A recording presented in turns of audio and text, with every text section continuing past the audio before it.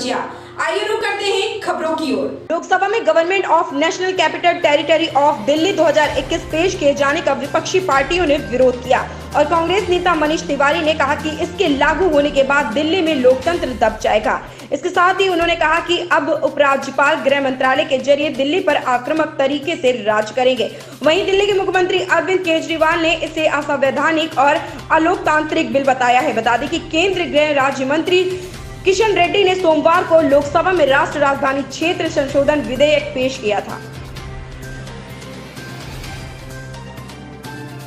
पिछले कई महीने से चल रहे किसान आंदोलन को लेकर मुख्यमंत्री योगी आदित्यनाथ ने कहा कि जब कोई सरकार काम करेगी तो विपक्ष उसका विरोध करेगा ही, इसलिए विपक्ष अन्नदाताओं के कंधे पर बंदूक रखकर उन्हें गुमराह कर रहा है। इंदिरा गांधी प्रतिष्ठान में आयोजित भाजपा कार्य समिति में उन्होंने कार्यकर्ताओं से अपील की कि वे केंद्र और प्रदेश सरकार की ओर से किसानों के लिए किए गए कार्यों के बारे में चर्चा करें। भाजपा सरकार ने जितना गन्ना किसानों को भुगतान 4 साल में किया है, उतना सपा बसपा के 10 वर्षों के शासनकाल में नहीं हुआ है।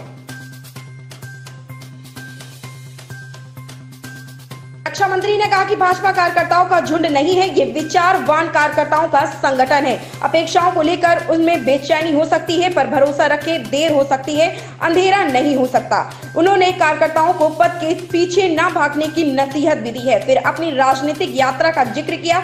बोले उन्होंने कभी पद नहीं मांगा। यही नहीं, उन्होंने वर्ष 1974 में प्रदेश में अटल बिहारी वाजपेयी को मुख्यमंत्री प्रोजेक्ट करने से लेकर राम जन्मभूमि आंदोलन के कारण भाजपा की लोकप्रियता में वृद्धि तक के प्रसंगों का उल्लेख किया। पंडित दीनदयाल उपाध्याय के एकात्म मानववाद के सहारे तन मन बुद्धि और आत्मा के सुखों का उल्लेख करते हुए जब उन्होंने तन धान्य से लेकर मान सम्मान ज्ञान और भगवान की महत्ता बताई तो साफ हो गया कि वे आज की राजनीति की नई संदर्भों की व्याख्या करके कुछ खास बात बता रहे हैं।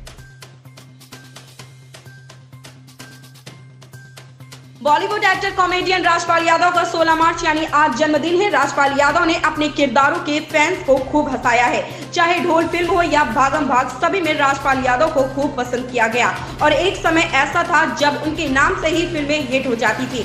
उन्होंने अपने करियर की शुरुआत छोटे रोल से की थी। राजपाल यादव को पहचान राम गोपाल वर्मा की फिल्म जंगल 2000 से मिली थी।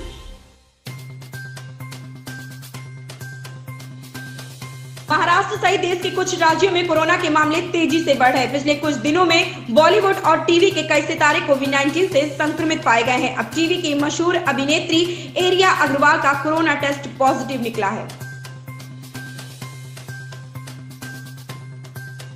मनोनीत सांसद स्वपन दास गुप्ता को टिकट देने पर गिरी भाजपा।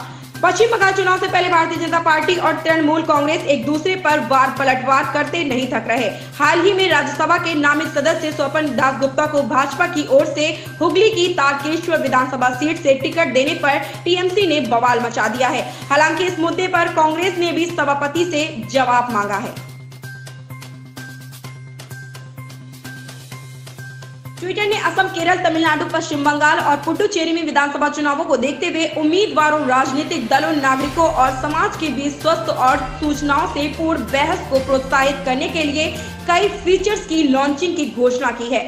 ट्विटर की तरफ से की गई पहलों में भारतीय चुनाव आयोग और राज्य निर्वाचन आयोगों के साथ इंफॉर्मेशन सर्च प्रॉप शामिल है, ताकि चुनावों के दौरान लोगों को विश्वसनीय जानकारी मुहैया कराई जा सके। सरकार ने प्रवासी मजदूरों की मदद करने के लिए मेरा राशन ऐप लॉन्च किया। मेरा राशन ऐप को उपभोक्ता मामले, खाद्य और सार्वजनिक वितरण मंत्रालय ने लॉन्च किया है और यह भारत सरकार की one nation one ration card का हिस्सा है।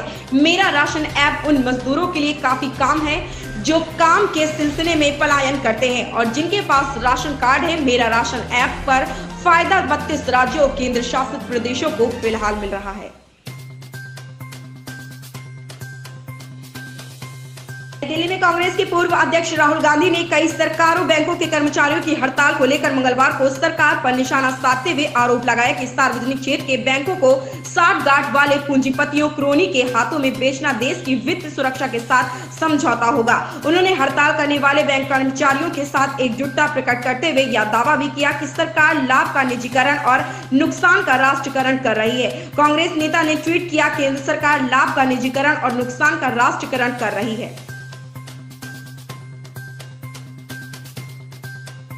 विश्व champion PV Sindhu Swiss open final में मिली हार को बुलाकर बुधवार से यहां शुरू हो रही all England open badminton championship में सितारों की गैर मौजूदगी का फायदा उठाकर खिताब जीतने की कोशिश करेंगी। सिंधु को स्विस ओपन फाइनल में स्पेन की कैरोलिना मारिन ने एक तरफा मुकाबले में हराया था। 3 बार की विश्व चैंपियन मारिन ने चोट के कारण इस टूर्नामेंट से नाम वापस ले लिया। चीन, कोरिया और चीनी ताइपे के खिलाड़ी भी इस सुपर 1000 टूर्नामेंट में नहीं खेलेंगे, जो टोक्यो ओलंपिक क्वालिफिकेशन दौर का हिस्सा नहीं है। इस टूर्नामेंट कुछ बेरौनक हो गया है, लेकिन इससे भारत के 19 सदस्यीय दल को बेहतर प्रदर्शन करने का मौका मिला है। भारत के लिए प्रकाश पादुकोण 1980 और पुलेला गोपीचंद 2001 के अलावा यहां कोई खिताब नहीं जीत सका है। ऐसी ही बड़ी खबरों से जुड़े रहने के लिए आप देखते रहें परफेक्ट मिशन लाइव।